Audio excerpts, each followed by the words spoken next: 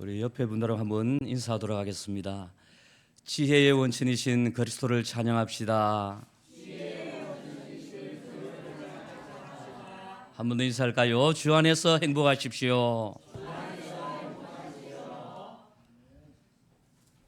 제 가족 관계를 잠시 좀 말씀을 드리면은 이남 이녀 중에 제가 차남으로 태어났습니다. 위에 형님이 한 분 계시고 또 제 밑으로는 여동생 둘이가 있습니다. 근데 이제 제 바로 밑에 여동생이 한 달 전에 큰 수술을 했습니다. 엄마 뱃속에서 태어날 때에 좀 힘들게 태어났어요. 탯줄이 목을 감고 있었답니다. 그래서 이제 살지 못할 거라는 막 그런 전망이 있었습니다만은 겨우 이제 생명을 건졌는데 자라나면서 이제 지적인 장애 현상이 좀 일어났습니다. 이제 온전하게 자라나질 못했죠. 그리고 이제 아가씨 때는 직장 동료로부터 큰 폭언을 들었습니다. 그것도 계속해서 이제 폭언이 계속되면서 큰 충격을 받았습니다. 이 정신 문제가 와서 오랫동안 힘들게 어렵게 시한들을 지냈습니다. 그리고 지금까지 결혼을 하지는 못하고 혼자 살고 있습니다. 참 안타까운 그런 세월을 쭉 살아왔습니다. 그랬던 동생이 이제 큰 수술을 하고 제 집에 와서 한 달 동안 이렇게 요양을 하게 되어졌습니다. 수술을 마치고 병실로 돌아왔는데 마침 저하고 둘이 이렇게 이제 마주보고 있었습니다. 마취에서 쭉 깨어나면서 그때 저를 보고 하는 말이, 오빠 세상 살아가는 게 참 힘들어. 생전 그런 소리를 안 했는데 오빠 세상 살아가는 게 너무너무 힘들어. 그러면서 자기 마음에 있는 이야기를 하더라고요. 그 말을 듣는데 얼마나 눈물이 나든지. 참 고달프게 인생을 살아왔는데 큰 수술까지 감행하고 또 이렇게 병지어 누워 있으니까 그 처량한 모습들 또 내뱉은 그 한마디가 참 마음을 아프게 했습니다. 여러분, 왜 사람들이 이다저도 불행할까요? 행복이 없습니다. 파랑새를 쫓아다니질 않습니까? 행복을 얻기 위해서. 그런데 우리가 애쓰고 수고하는 만큼 과연 행복이 있을까요?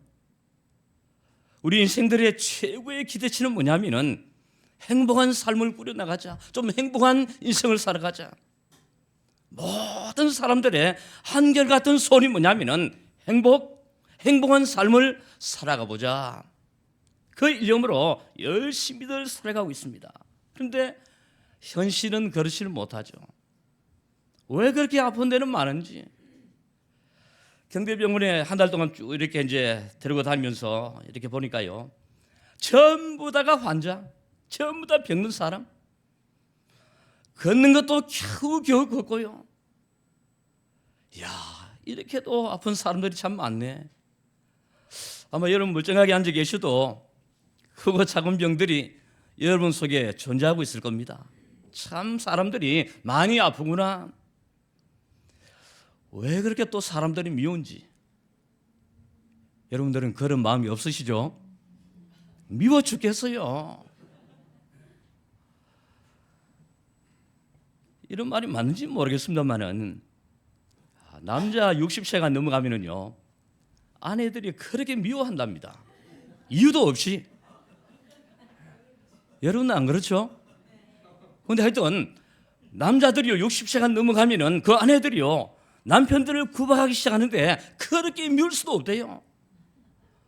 TV 앞에 앉아 있는 것도 밉고, 그리고 또 밥 먹는 것도 밉고, 심지어는 밤에 잠을 자는 모습 보면은 그렇게 미울 수가 없답니다. 어쨌든 여러분, 지금 우리 주변에 내 삶의 그 현장 속에는요 그렇게들 미운 사람들이 참 많습니다.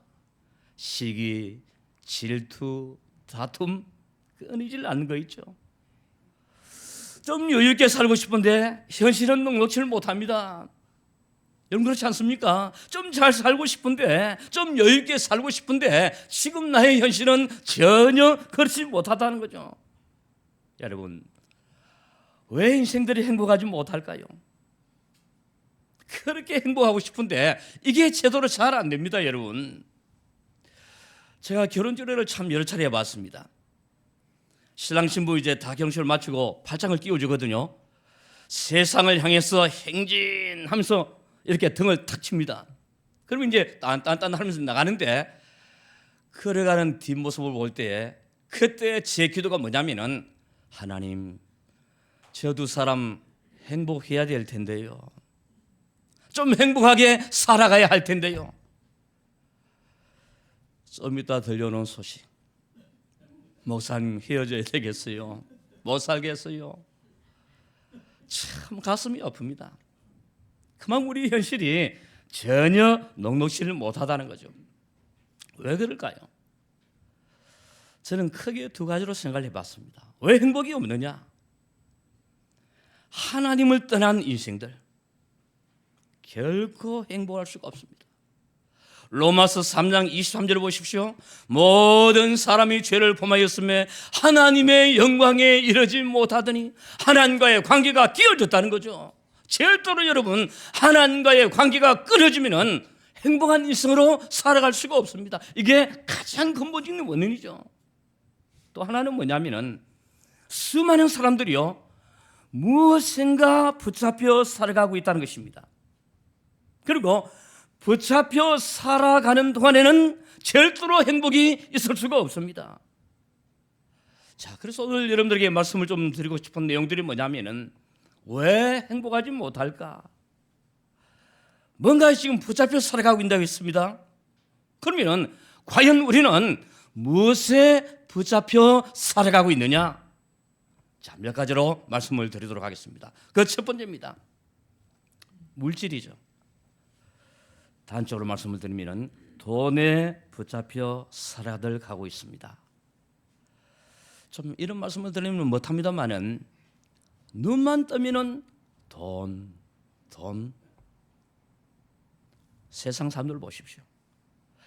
눈을 뜨는 그 순간부터 시작해서 눈을 감는 그 시간들까지요, 전부 다 그들의 일념들이 뭐냐면은 돈, 좀 부자 되고 싶다, 좀 여유롭게 살아가고 싶다. 그래서 한동안 어떤 인사들이 유행을 했습니까? 부자 되세요. 참 우리나라 인사 방법이 참 희한합니다, 그죠? 부자 되세요. 해년 새해가 되면은요, 만날 때마다 했던 말이 뭐냐면은 부자 되세요. 그만큼 돈에 민감하게 살아들 가고 있다는 것입니다. 누가복음에 보시면은 두 사람의 부자가 나타나고 있습니다. 누가복음 12장에 보시면은 거기에 나타난 부자는 곳간에 모든 소출을 거두어 들이고 난 뒤에 그 마음속에 했던 말이 뭐냐면은, 좀 더 쉬고 좀 더 먹고 좀 더 마시고 좀 더 즐거워하자, 재산을 쌓아두게 했던 말입니다. 그리고 누가복음 16장에 보시면은 날마다 화로에 연락했다, 즐거워했다고 말씀을 합니다. 근데 이 누가복음 16장을 향해서 하나님께서는 뭐라고 이야기를 하냐면은, 물질은 부여했지만은 하나님에 대하여는 부여치 못했다. 세상적으로는 많은 부와 명성을 쌓아갔지만은 하나님에 대해서만은 절대로 부유한 인생이 되지 못했다. 이게 그들의 현실이었습니다. 물론 돈 필요하죠. 물질이 너무너무 필요합니다. 그러나 정확한 경제관이 더 필요합니다. 학개서 2장 8절에 은도 내 것이요 금도 내 것이요, 그렇죠? 은도 내 것이요 금도 내 것이요, 모든 재물의 주인은 누구라고요? 하나님이시다. 역대상 29장 12절을 보십시오. 다시 고백을 합니다. 모든 부와 귀가 주께로부터 말미암았고 지금 내가 잘 살고 있는 것, 호화호식하고 있는 이 모든 것들이 하나님께로부터 말미암았다. 정확한 이 물질관이 내 속에 제대로 자리 잡을 때에 진정한 가치 있는 행복한 인생을 살아갈 수가 있다는 것입니다. 그래서 잠언서 30장 8절을 보시면은 기자가 이런 이야기를 하죠. 하나님이여 나를 부하게도 마옵시고 가난하게도 마옵소서. 내가 부하여 배불러서 하나님을 모른다 할까 합니다. 혹시 내가 가난해서 남의 것을 도적질할까 심히 두렵습니다. 오직 나를 일용할 양식으로 먹이시옵소서. 참 중요한 기도를 했습니다. 배부르면은요 하나님 몰라랍니다. 또 배고프면 어떻게 되죠? 딴 생각이 드는 거 있죠. 남을 해코지 해서라도 내 것으로 만들고 싶은 그런 욕심들, 이런 생각들이요 나도 모르게 차고 오른다는 사실입니다. 자 여러분, 오늘 꼭 명심을 하십시오. 우리는 하나님께서 주신 물질을 관리하는 청직이다. 동의하십니까 여러분? 하나님 주신 물질을 내가 관리하는 청직의 역할이다. 여기에 우리의 모든 중심이 맞춰져야 합니다. 그런데 사람들은 어떻게 생각하죠? 내 거야 내 거. 내가 열심히 일했잖아. 내가 열심히 돈을 벌었잖아. 그래서 모든 물질은 다 내 것이야. 물질의 주인이 자기라고, 인생이라고 생각들을 하고 있습니다. 근데 여러분, 좀 전에 말씀드렸잖아요. 은도 내 것이고 금도 내 것이고 전부 다 하나님 것. 그래서 하나님께서 우리를 축복하지 않으면 절대로 부와 명성을 쌓아갈 수도 없다는 것. 이런 물질관을 얼마나 내가 정확하게 가지느냐, 그 사람은 물질을 관리할 수 있는 청지 역할을 제대로 감당할 수 있다는 것입니다. 안 그러면요 자기 꾀에 빠져서, 자기 열정에 빠져서 나도 모르게 무너지는 그런 시간들이 올 수밖에 없다는 것입니다. 또 이런 물질관이 제대로 서지 못하면요 돈의 노예, 물질의 노예로 살아갈 수밖에 없습니다. 그런데 우리의 현실은 어떻습니까? 돈이 최고입니다. 돈 때문에 싸우기도 하고, 돈 때문에 거짓말하기도 하고, 돈 때문에 수없는 욕심들이 일어나기도 하고, 바로 이 물질 돈에 붙잡혀 살아들 가고 있습니다. 두 번째입니다. 어디에 붙잡혀 살아가고 있습니까? 명예, 권력, 인기, 세상 것들에 붙잡혀 살아들 가고 있습니다. 일평생 권력에 붙잡혀 살았던 사람이 하나 있습니다. 그 주인공이 사울 왕입니다. 다윗이 골리앗을 죽이고 성으로 들어오는데요, 그때 수많은 백성들이 나와서 영접을 합니다. 그들이 불렀던 노래가 뭐냐면은 사울은 천천히요 다윗은 만만이라. 그때부터 사울의 인생은 180도로 달라지기 시작합니다. 아, 내 자리가 위태하구나. 저놈이 차고 올라오는구나. 그리고 이 왕위를 내 아들에게 물려줄 수 있을까? 권력을 지키고자 하는 마음들이 들어갑니다. 평생토록. 우리 잘 알잖아요. 사울 왕은 죽을 때까지 다윗을 쫓아다닙니다. 저놈을 죽여야 되겠다. 완전히 권력에 사로잡혔습니다. 얼마 전에 우리 6.3 지방선거 있었지 않습니까? 자리에서 내려오면 죽는 줄 압니다. 그리고 보십시오. 저 사람은 안 될 사람이야. 근데 본인은 된다는데요. 참 이상합니다. 권력력에 한번 탁 붙잡히고 나면요 다른 사람들은 다 안 된다 할지라도 나는 된다는 거예요. 그리고 그 자리에 올라가야만 합니다. 심지어는 끄집어 내려서라도 욕하고 흠집 내고 싸워가면서라도 내가 그 자리를 차지해야 됩니다. 왜? 권력에 잡혀 있으니까. 참 이게 우리들의 지금 모습들이죠. 또 아이돌 스타들 어떻습니까? 인기 떨어지면 또 그들은 죽는 줄 압니다. 인기에 못 쓴 겁니다. 그래서 그들이 인기가 떨어지고 하면은 마약에 손대고 엉뚱한 일을 저지르다가 결국에는 매장되는 이런 일들이 허다하게 일어나고 있습니다. 명예, 권력, 인기 여기에 붙잡혀 살아간다는 거죠. 자, 오늘 본문을 보십시오. 옥중 간수가 나타나고 있습니다. 이 간수는요, 로마 권력에 붙잡혀 살아가는 삶이었습니다. 자기가 지키던 죄수가 있었는데 그게 바울과 실라였습니다. 한밤중에 옥사가 움직이고 자물쇠가 벗겨지는 일이 일어났습니다. 죄수들이 도망을 하겠죠. 자, 그때 당시 법이 뭐냐면은 자기가 지키던 죄수가 도망을 하게 되면은 그 죄수 대신에 본인의 목숨을 내어놓아야 합니다. 죽을 수밖에 없는 입장이죠. 아마 도망갔을 거다. 옥토가 움직이고 저 문이 열렸으니까 아마 내가 지키던 저 바울과 실라가 도망을 갔을 거다. 그래서 내가 상부에 물려가지고 고통을 당하는 것보다는 차라리 내 스스로 목숨을 끊는 게 그게 더 낫지 않겠느냐. 그래서 성경 보시면은 칼을 빼어 자결 하려 했다고 했습니다. 자살을 시도하는 거 있죠. 왜? 로마의 권력에 완전히 지금 장악이 되어 있으니까. 여러분, 지금 제가 드린 이 말씀들을 간과하지 마십시오. 아이, 나는 괜찮겠지, 나는 그런 사람 아니야, 천만에요. 우리도요, 인기 떨어지면은 자리에서 물러나게 되면은 이상한 마음이 듭니다. 돈 떨어지면은요, 얼마나 사람들이 궁색해지는지 모릅니다. 왜? 거기에 붙잡혀 살아 들어가고 있으니까요. 그리고 세 번째입니다. 마귀에게 붙잡혀 살아 들어가고 있습니다. 정말로 불쌍한 사람입니다. 자기 마음을 자기 마음대로 주장하지 못합니다. 죽는 그날까지, 많은 그날까지 계속해서 끌려다닙니다. 자, 한번 너무 중요한 성경 구절이니까 한번 찾아보도록 하겠습니다. 히브리서 2장 14절 15절입니다. 자, 성경을 한번 보시면서 지금 나는 과연 무엇에 붙잡혀 살아들어가고 있냐, 이 사실을 한번 확인하고 또 한번 확인해 보십시오. 히브리서 2장 14절 15절.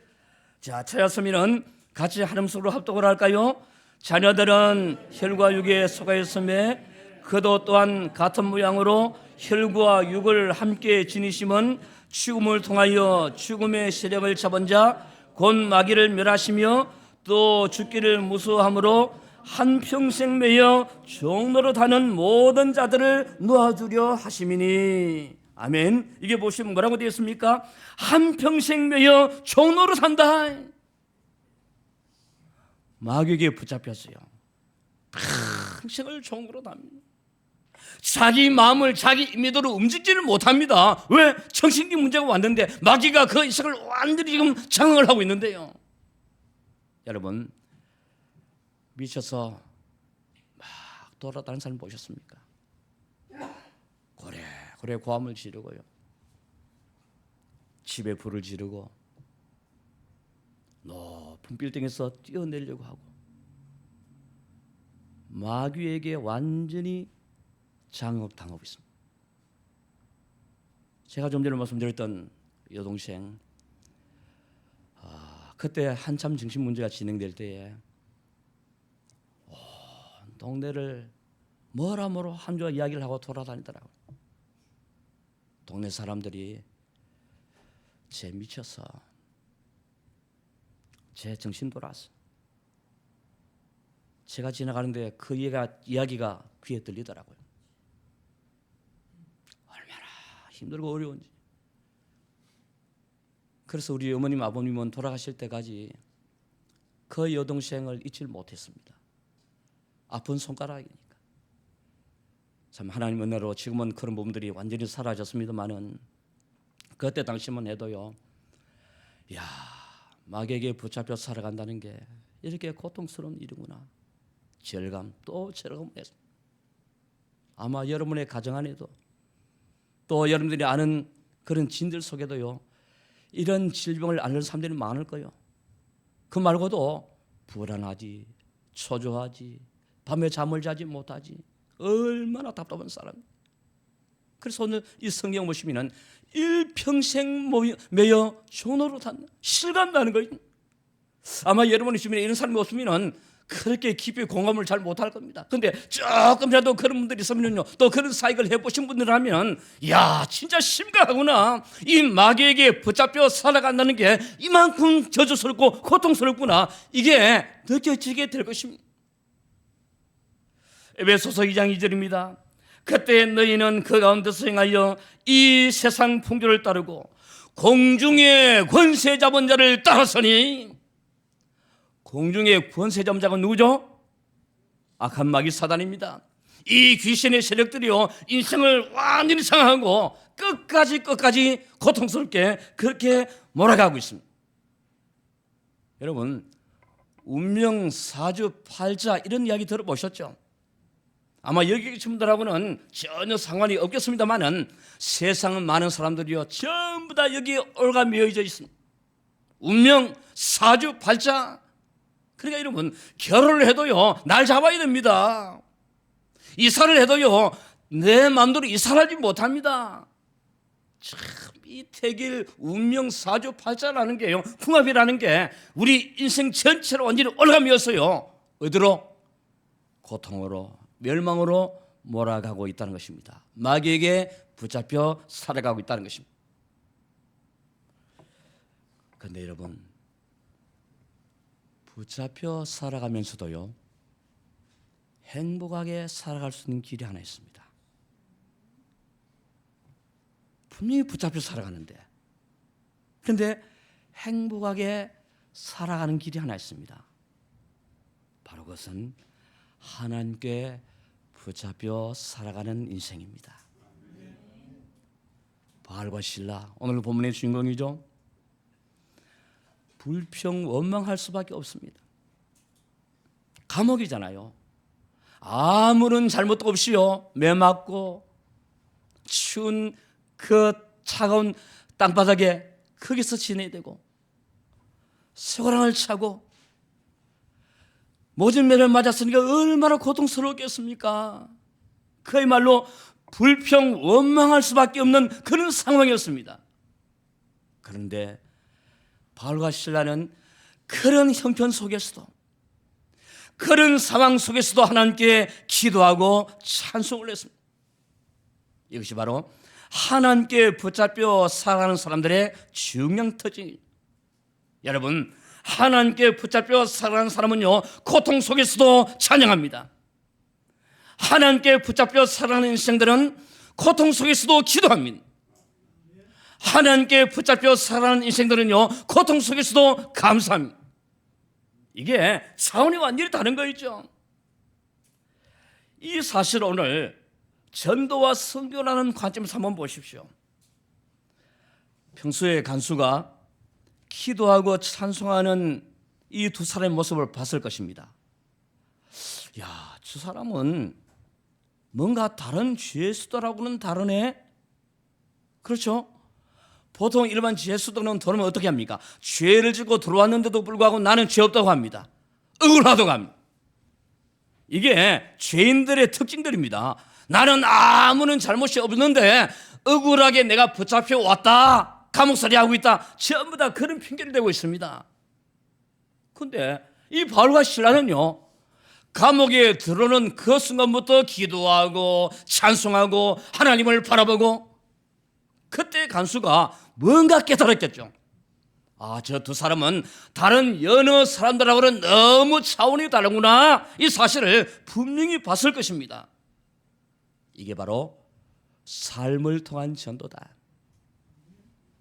여러분, 오늘 이 중요한 사실을 절대로 놓치지 마십시오. 지금 여러분의 삶들을 모두 다가 지켜보고 있습니다. 아내도 지켜보고 있고 남편도 지켜보고 있고 내 자녀들이 나를 지켜보고 있고요. 그때 그들의 마음속에, 야, 엄마가 믿는 하나님은 뭔가 좀 다르구나, 우리 아빠가 믿는 저 하나님은 뭔가 좀 달라, 삶을 통한 전도. 근데 신앙생활을 한다고 하면서도요, 온갖 거짓말 다 하고 사기치고 남을 해코지하고, 그런 삶의 모습들은 도리어 하나님의 복음을 어떻게 합니까? 깎아내릴 수밖에 없습니다. 그런데 바울과 실라는 불평할 수밖에 없는 그런 상황임에도 불구하고 찬송하죠, 기도하죠, 감사하죠. 그때 간수가 야, 저 사람들은 뭔가가 있구나, 뭔가가 다르구나.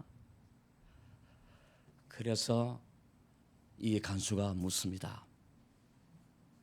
칼을 내려놓고 하는 말이, 선생들아, 내가 어떻게 하여야 구원을 얻으리까? 인생 최고의 질문이죠. 선생님들, 내가 어떻게 하면 구원을 받을 수가 있습니까? 그때 위대한 전도가 터져나옵니다. 주 예수를 믿어라. 그리하면 너와 내 집이 구원을 얻으리라. 단순합니다. 간결합니다. 복잡하지 않습니다. 주 예수를 믿어라. 그리하면 너와 내 집이 구원을 얻으리라.